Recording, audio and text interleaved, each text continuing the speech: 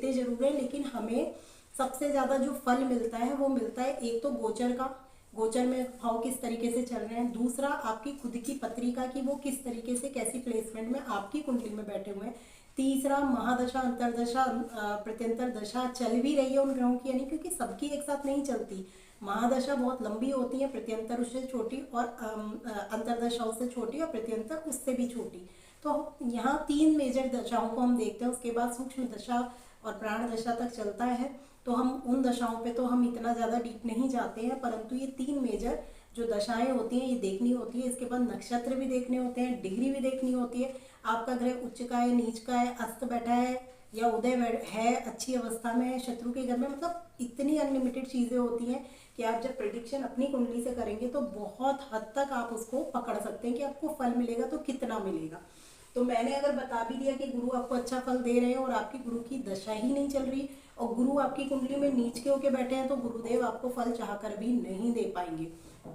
बस एक दिक्कत यहाँ पे गुरु अपनी नीच की दृष्टि से अष्टम भाव को देख रहे हैं, तो यहाँ पे थोड़ी सी दिक्कत परेशानी करेंगे कि आपको सडन कोई ऐसी दिक्कत देंगे, पेट में परेशानी है जो दिखेगी नहीं, अंदर ही अंदर आपको महसूस होगी, परंतु आपको पता नहीं चल पाएगी या डॉक्टर्स उसको नहीं जज कर पाएंगे, ऐसा भी हो सकता है। परंतु कब, जब आपकी ऐसी अंतरदशा या दशा चल रही होगी तब।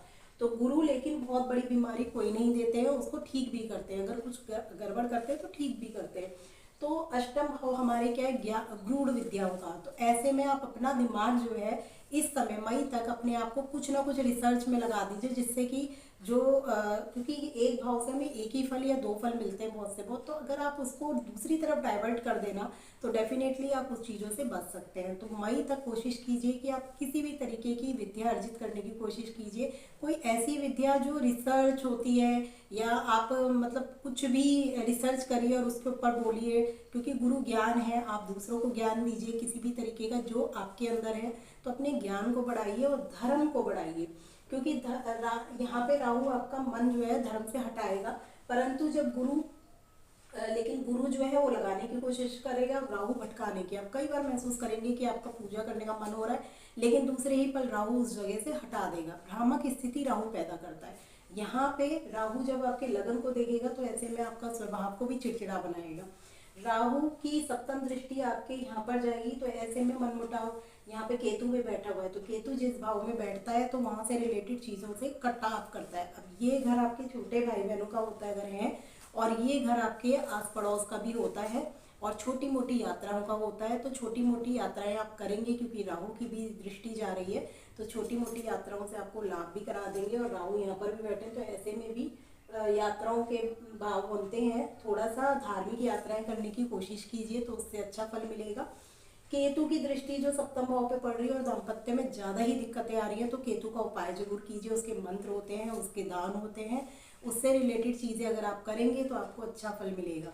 देखिए, राहु केतु शनि तीनों एक चीज़ कहते हैं कि जो अपाहिज, अपंग या जो देख नहीं सकते या तो कुछ किसी भी तरीके से वो उनको कोई हैंडीकैप्स लोग हैं, उनकी सेवा जितनी आप करेंगे, राहु केतु और शनिदेव आपसे उतना ही प्रसन्न रहेंगे, आपको उतना ही अच्छा फल महीने में कम से कम आप एक बार कर सकते हैं। अगर जितनी ही आपकी सामर्थ्य है उस अनुसार कीजिए, चाहे फाइनेंशियली लेवल पे मदद कीजिए, चाहे फिजिकली लेवल पे मदद कीजिए, लेकिन मदद कीजिए।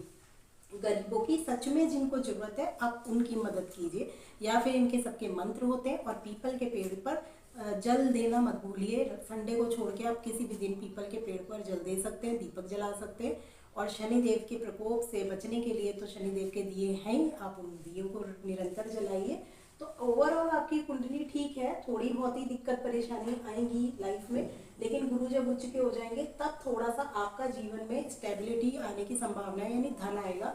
कैसे, देखिए कई चीजें आ रही है, एक तो गुरु उच्च के हो रहे हैं, दूसरा आपके कर्म भाव और पति मतलब आपके जीवन साथी का भाव उच्च में होकर बैठा हुआ है धन भाव में। तो ऐसे में क्या होगा, आपके धन में दोनों तरफ से, यानी हो सकता है आप खुद भी जॉब करें और आपके पति की भी नौकरी अगर लगी हुई है तो प्रमोशन हो जाए, और नहीं लगी तो लग जाए। तो ऐसे संभावनाएं बन रही हैं।